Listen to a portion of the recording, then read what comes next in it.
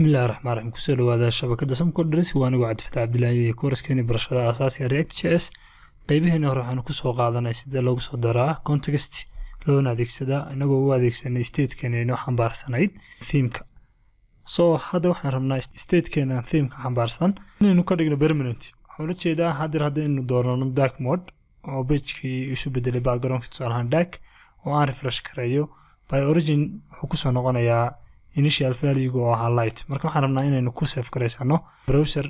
local storage-ka ama cookies-ka saa u taqaanid object-ga window waxaan ka signaa local storage-kaas waxa qaadataa method dhaho get item iyo set item marka ugu horeysa waa set garanaynaa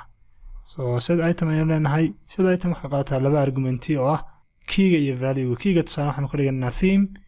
value-gana waxaan ka dhigan karnaa any value so any value maadaama aynu ka dhigan karno waxaynu ku bedelan karnaa theme switcher-keeni oo marna inoo saaraya light marna inoo saaraya dark so variable-keeni theme switcher-ka ayaynu ku bedelanaa variable-ka xataa wuxuu qalmaa inuu noqdo function laakiin sidaas ayaynu u daysananaa so haddaan local storage-keena eegno inspect element ka bacdina aan tago application-ka markaan storage-ka joogo haddaan kasii doorto local storage-ka local host-gayga waxa kaliya ku jira keyga la dhaho all supports-ka iyo value-gaas user agent-ga so sidaan u set garayo local storage-kan waa save garaynayaa kabacdi function-kana waxay dhacaysaa mar alla markaan click siiyo button-kan yar ee theme-ka bedelaya so haddaan click siiyo theme-kii dark ayuu noqday haddaan mar labaad click siiyana light ayuu noqday marka wuxuu ku fiican yahay local storage-kan isma bedelaya xataa haddaan page-ka refresh garayo wuu kuu jirayaa so waxaad samayn kartaa as many as you can hadda waxyaabo kale xataa isticmaalaysid oo rabtid inuu browser-ku ku hayo laakiin haddaan halkan ka delete garayo way ka baxaysaa sidoo kale waxaan rabnaa inaan maadaama aan set garaynay local storage-kii aynu adeegsano marka ugu horeeya ee uu soo kaco component-geenan so waxaan samayn karaa laba siyaabood marka ugu horeysa horta window-gan uma baahnid waa iska dayn kartaa wax walbana ay noo shaqaynayaan okay intaan markaanu samayno waxaynu rabnaa inaynu theme-keena ka dhigano hadba local storage-ka waxa ku jira by default hadda waa light so waxaan isticmaalayaa react use effect markaan soo import garayana waa isticmaalayaa use effect argument-geedu waa function arrow function waxaanu ka dhiganaa closure marka labaadna waxa weeye dependent array marka waxaan leenahay marka ugu horeysa soo kacda kaliya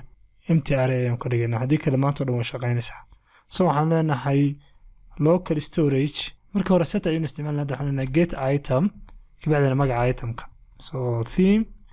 magaca doontida magaca halka loo soo baxdayo buu ku raadinaysaa weliba variable ayaynu qaadanaynaa kabacdina console-ka ayaynu geyn karnaa waxaan dhigi karnaa si aynu u ogaano theme-keena marba kay tahay local theme-ka variable-ka la dhaho oo local inoo wada local storage-ka ayaynu eegaynaa waa marka ugu horeysa uu soo kaco component-geenu so haddaynu console-ka eegno DevTool-kan waa isticmaali kartaa marka ugu horeysa save gareeyo theme-ku waa light okay waayo light baynu ahaa haddaan dark ku bedelo component-gan haddaan refresh gareeyo marka ugu horeysa soo kaco waa dark marka waxaan ka faa'iideysan karnaa state setter-ka la oran jiray set theme waxaan leenahay halkan local storage haddii aad heshid set theme ha la mid ahaato theme-ka ka timi local storage-ka oo local theme-ka so waxa weeye variable-kan haddii aad heshid oo uu true yahay shaqadan qabo haddii kalena waxba ha qabanin so waa save garaynay page-keeni wuxuu isu bedelay dark nice way inoo shaqaynayaan wax walba haddaan refresh garayno mar walba dark buu ahaanayaa sidoo kale haddii aan page kale aadna xataa dark-geeni ayaynu ahaanaya haddaynu refresh garayno waa dark haddaynu light kusoo noqono haddaan refresh garayno ama ayaama kabacdi kusoo noqono sidaas ayaynu ahaanayaa ilaa aynu ka remove garayno local storage-ka qof halkaa aadayana ma jirto oo iska yarta marka qaabkaasina